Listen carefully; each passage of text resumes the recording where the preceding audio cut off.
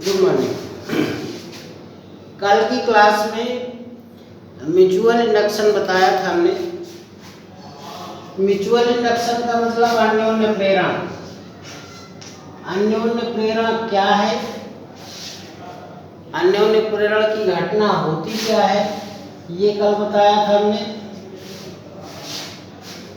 अन्योन्य प्रेरण गुणांक क्या है या फिर अन्योन्य प्रेरकत्व, और फिर अन्योन्य प्रेरण गुणांक का मात्रक एवं विमीय सूत्र भी बताया था। अन्योन्य प्रेरण गुणांक का मात्रक न्यूटन बटे एम्पियर बटे सेकंड, या फिर इसे शॉर्ट में हेनरी कहा जाता है। ठीक है, तो यही पॉपुलर भी है, यही चलता भी है। ठीक है, अन्योन्य प्रेरण गुणांक तो हो गया। आज पढ़ना है आपको स्वप्रेरण, सेल्फ इंडक्शन। सेल्फ इंडक्शन, अन्योन्य प्रेरण, और ये है स्वप्रेरण। ध्यान से समझिएगा।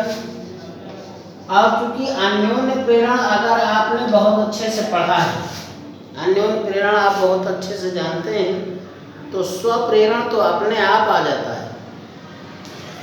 अन्योन्य प्रेरण आपको बढ़िया से मालूम है तो फिर स्वप्रेरण पढ़ने की आपको जरूरत ही नहीं है। अंतर दोनों में कहाँ होता है ये समझ लीजिए। अन्योन्य प्रेरण में दो कुंडलियां होती हैं, जबकि स्वप्रेरण में एक ही कुंडली होती है। घटना वैसे यथावत रहती है, जो अन्योन्य प्रेरण में होती है जैसे, वैसे स्वप्रेरण में भी होती है। दोनों में अंतर सिर्फ इतना है कि अन्योन्य प्रेरण में दो कुंडलियां इस्तेमाल में लाई जाती हैं, जबकि स्वप्रेरण में एक ही कुंडली होती है। एक कुंडली में प्रवाहित धारा के मान में यदि परिवर्तन करें तो दूसरी कुंडली में एक विद्युत वाहक बल उत्पन्न हो जाता है, और यदि परिपथ बंद है तो एक प्रेरित धारा भी आ जाती है। इसे कहा जाता है अन्योन्य प्रेरण।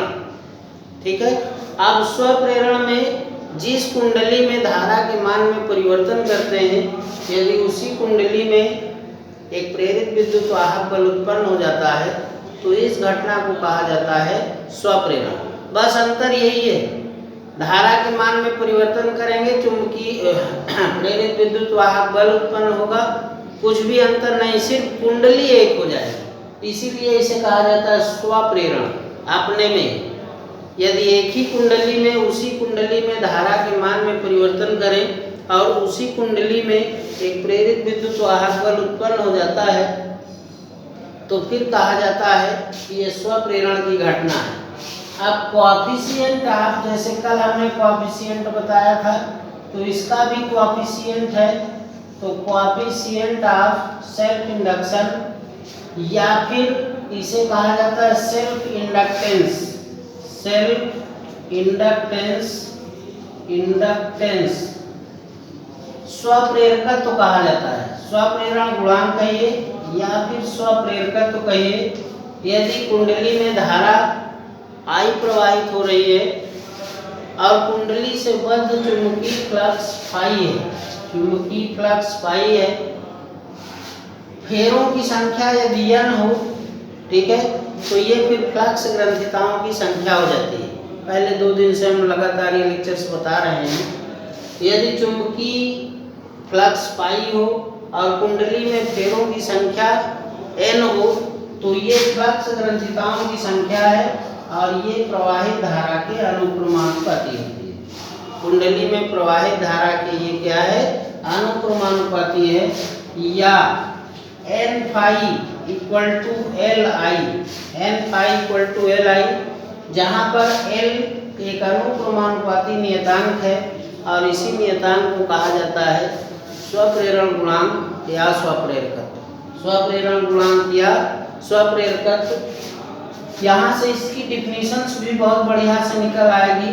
L equal to n phi बटे आई, और यदि I इज 1, I को क्या कर दें, 1 कर दें, यूनिट कर दें, एकांक कर दें, देन L इक्वल टू हो जाएगा n फाई।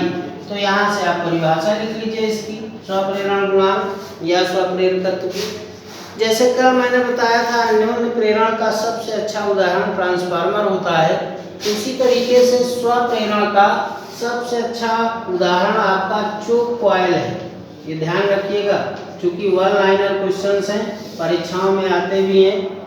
चोक कुंडली स्वप्रेरण का सबसे अच्छा उदाहरण है चोक कुंडली, जैसे अन्योन्य प्रेरण का सबसे अच्छा उदाहरण है आपका ट्रांसफार्मर। तो यहाँ से परिभाषा आप लिख लेंगे L = N पाई। यदि कुंडली में धारा परिवर्तन, जो धारा परिवर्तित हो रही है वह एकांक हो, तो कुंडली का स्वप्रेरण गुणांक या स्वप्रेरकत्व चुंबकीय फ्लक्स ग्रंथिताओं की संख्या के बराबर होता है। ये आपकी अपनी सब निजी प्रॉपर्टी डिफिनेशंस हैं, आप इनको खुद अपने आप कहिए। मैथमेटिक्स पोर्शन आपके सामने रखा हुआ है, मैथमेटिकल पोर्शन लेके आइए, डेफिनेशन अपने आप कहिए, कहीं कुछ ज़्यादा है ही नहीं। और अगर स्वप्रेरण गुणांक अन्योन्य प्रेरण गुणांक का कंपैरिजन करें तो जहाँ जहाँ अन्योन्य प्रेरण गुणांक में आपने 1 और 2 का इस्तेमाल किया है, जैसे phi1, I1, phi2, N2, तो अगर 1 2 हटाते चले जाएंगे, 1 2 को आप इरेज कर दीजिए, तो फिर आपका अन्योन्य प्रेरण की जगह वो क्या बनता जाएगा, स्वप्रेरण बनता जाएगा। तो यहाँ से परिभाषा किसी कुंडली का स्वप्रेरण गुणांक या स्वप्रेरकत्व चुंबकीय फ्लक्स ग्रंथिताओं की संख्या के बराबर होता है, बशर्ते शर्त यह है कि धारा के मान में जो परिवर्तन हो रहा है वो एकांक। फैराडे के नियमानुसार हमने बताया था, फैराडे का नियम है E = N डेल्टा पाई बटे डेल्टा टी। ठीक है, यदि कुंडली में फेरों की संख्या n हो और चुंबकीय फ्लक्स फाई हो, ठीक है, तो फैराडे के नियमानुसार E = -n डेल्टा फाई बटे डेल्टा टी। अब यहाँ पर आपको 1 2 नहीं दिखाना है क्योंकि स्वप्रेरण करने जा रहे हैं। अगर 1 2 आप शो करते हैं तो फिर आप अन्योन्य प्रेरण में पहुंच जाएंगे। इसको इस तरीके लिख सकते हैं, माइनस डेल्टा बाहर कर लीजिए n पाई और बटे डेल्टा टी ई। ठीक है, चूंकि अभी अभी पढ़े हैं n phi = Li, n phi = Li, इसलिए E = minus delta, n phi की जगह रख दिया Li और ये है बटे डेल्टा टी। इसको L को बाहर कर लीजिए, डेल्टा I बटे डेल्टा टी ई। ठीक, संख्यात्मक रूप से जब आप संख्यात्मक के लिए आएंगे, न्यूमेरिकल वैल्यू के लिए आएंगे, ठीक है, तो संख्यात्मक रूप से माइनस हटा दीजिए। जब न्यूमेरिकल लगाने की आपको आवश्यकता है तो वहाँ पर इस माइनस का कोई काम नहीं है यहाँ पे। तो E = L डेल्टा I बटे डेल्टा टी या L = E बटे डेल्टा I बटे डेल्टा टी। कल भी हमने m के लिए यही सूत्र बताया था, बस उसमें अंतर था, धारा में I1 था और इसमें E2 था। क्योंकि उसमें 2 कुंडलियां इस्तेमाल की गई थी, इसमें एक ही कुंडली इस्तेमाल की जा रही है, इसलिए 1 2 का कोई चक्कर यहाँ पे नहीं है। अब बस इतनी ही अगर प्रिकॉशंस रख लें तो डेरिवेशन, सूत्र फाइंड करना, परिभाषा कहना, सब कुछ वही है जो अन्योन्य प्रेरण गुणांक। यहाँ से आप एक परिभाषा फिर निकाल सकते हैं। अगर निकालने का प्रयास करें तो एक दूसरी परिभाषा भी यहाँ से आ जाएगी। दूसरी परिभाषा कौन सी आ जाएगी, इफ यदि डेल्टा I बटे डेल्टा टी ये 1 हो, ठीक है, 1 हो तो L = E बटे 1 या L = E। ठीक है, यहाँ से दूसरी परिभाषा आपको मिल जाएगी। किसी कुंडली का स्वप्रेरण गुणांक कुंडली में उत्पन्न प्रेरित विद्युत वाहक बल के बराबर होता है। शर्त यह है कुंडली में धारा परिवर्तन की दर, समय का मतलब होता है, यहाँ तो समय से अगर भाग है तो उसको दर शब्द से प्रमोट किया जाता है। किसी कुंडली का स्वप्रेरण गुणांक या स्वप्रेरकत्व कुंडली में उत्पन्न प्रेरित विद्युत वाहक बल के बराबर होता है यदि कुंडली में धारा परिवर्तन की दर एकांक हो। तो एक डिफिनेशन से इस सूत्र से आपने फाइंड किया, न्यूमेरिकल के लिए बहुत अच्छा सूत्र है। एक डिफिनेशन आपने इस सूत्र से फाइंड किया, L बराबर N फाई बटे I। यहाँ पर जब आपने परिभाषित किया तो I को 1 किया, कुंडली में प्रवाहित धारा के मान में परिवर्तन यदि एकांक हो तो उस कुंडली का स्वप्रेरण गुणांक या स्वप्रेरकत्व तो L कुंडली में फ्लक्स ग्रंथिताओं की संख्या के बराबर होता है। आप इस डिफिनीशन को भी लिख सकते हैं, लर्न कर सकते हैं, तैयार कर सकते हैं। यहाँ से यदि आप डिफिनीशन लिखना चाहें तो ये भी बहुत अच्छी डिफिनीशन है। किसी कुंडली का स्वप्रेरण गुणांक या स्वप्रेरकत्व प्रेरित विद्युत वाहक बल के बराबर होता है यदि कुंडली में धारा परिवर्तन की दर एकांक। ठीक है। यूनिट और डायमेंशन कल हमने बताई थी, unit and dimension, unit and dimension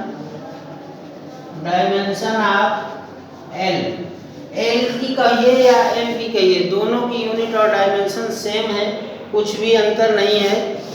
तो यूनिट अगर आप निकालते हो यहाँ से तो यूनिट निकालने के लिए यूनिट निकाल सकते हैं, और ये कोई बताने की चीज़ें नहीं है। ये तो आप यहाँ इस स्तर पे आप फाइनल की क्लास है, लगभग कोर्स भी फर्स्ट पेपर सेकंड पेपर दोनों पूरे होने वाले हैं, क्लास में चल रही है। तो यूनिट यदि निकालना चाहते हो तो L बराबर E बटे डेल्टा I बटे डेल्टा T। तो यूनिट ऑफ L अगर यहाँ से कहें यूनिट ऑफ L कहिए M कहिए सब एक ही है। M कहेंगे तो यहाँ I1 हो जाएगा, यहाँ I2 हो जाएगा, बस अंतर ये है। तो ये हो गया वोल्ट, ठीक है, और ये हो गया एम्पियर बटे सेकंड। इसी को संक्षेप में हेनरी कहा जाता है, संक्षेप है इसका हेनरी। ठीक है, H से डिनोट करते हैं। ठीक, तो वोल्ट बटे एम्पियर बटे सेकंड कहिए या फिर इसको कह सकते हैं हेनरी, दोनों का मतलब एक ही है। पॉपुलर यूनिट यही है आपकी हेनरी, जो प्रयोग में ज़्यादा लाई जाएगी, ऐसा नहीं है कि ये ना लाई जाए, लेकिन ज़्यादा यूज में जब आएगी तो हेनरी ही भी आएगी। यहाँ से अगर वोल्ट का मात्रक ये V बराबर W बटे Q, तो यहाँ से बीमा निकालना चाहें तो W की बीमा हो जाएगी M/2T-2, और Q की बटे में आएगी AT, तो A माइनस हो जाएगा, T ऊपर जाएगा तो ये -2 की जगह 3 हो जाएगा। तो ये तो V का भी सूत्र हो गया। तो डायमेंशन अगर लिखने जाते हैं डायमेंशन ऑफ L, तो ये हो गई M/2T-3 और A-1, ये तो हो जाएगी ऊपर वोल्ट की, और एम्पियर की A हो गई, और इसको ऊपर लेके जाएंगे तो ये यहाँ T हो जाएगी। इसको सरल कर दीजिए, आपको बीमा भी मिल जाएगी, ML2 और T-2 हो जाएगी, और ये ऊपर जाएगी तो A-। तो ये अन्योन्य प्रेरण गुणांक या अन्योन्य प्रेरकत्व, स्वप्रेरण गुणांक या स्वप्रेरकत्व, दोनों का विमीय सूत्र यही है, दोनों का मात्रक यही है। हेनरी, M का भी मात्रक है, L का भी मात्रक है। तो अन्योन्य प्रेरण गुणांक, अन्योन्य प्रेरकत्व, स्वप्रेरण गुणांक, स्वप्रेरकत्व या फिर अन्योन्य प्रेरण और स्वप्रेरण, इनको हमने कल से आज तक बढ़िया डिफाइन करने का प्रयास किया है। ठीक है, अन्योन्य प्रेरण गुणांक का सबसे अच्छा उदाहरण हमने बताया ट्रांसफार्मर, और इसका सबसे उदाहरण चौक कुंडली बताई स्वप्रेरण का। तो ये दोनों एग्जाम्पल्स भी याद रखिएगा, क्योंकि ये 1 लाइनर क्वेश्चन आया करते हैं। चौक कुंडली के सिद्धांत पर काम है। जो अब किसका उदाहरण सबसे अच्छा है, स्वप्रेरण का उदाहरण बताइए अच्छा सा। अन्योन्य प्रेरण किसका उदाहरण है, अन्योन्य प्रेरण का कोई उदाहरण। तो अन्योन्य प्रेरण का उदाहरण है ट्रांसफार्मर, स्वप्रेरण का उदाहरण है चौक कुंडली, दोनों के मात्रक हैं हेनरी। ठीक है, सूत्र डिफाइन हमने कर ही दिए हैं, बीमा भी निकाल दी है, हालांकि ये आपका काम है, लेकिन ये बीमी सूत्र भी है, चेक कर लीजिएगा, कहीं कोई मिस्टेक्स आती है तो उसको आप देख लीजिएगा, हालांकि होनी ना चाहिए। तो ये यहाँ तक आपके लेक्चर्स पूरे होते हैं अन्योन्य प्रेरण गुणांक और स्वप्रेरण गुणांक के। कल एक बहुत अच्छा आर्टिकल इसी में लेके आएंगे, लास्ट का आर्टिकल है ED currents. ED currents ED currents इन्हें कहा जाता है हिंदी में भंवर धाराएं, और एक बहुत खूबसूरत आर्टिकल है, बहुत अच्छा सा आर्टिकल्स है। कल बताएंगे भंवर धाराएं क्या हैं। तब तक ये इमेज, फोटो, वीडियो आ रहा है, अच्छे से सुने और इसका भरपूर लाभ उठाइए।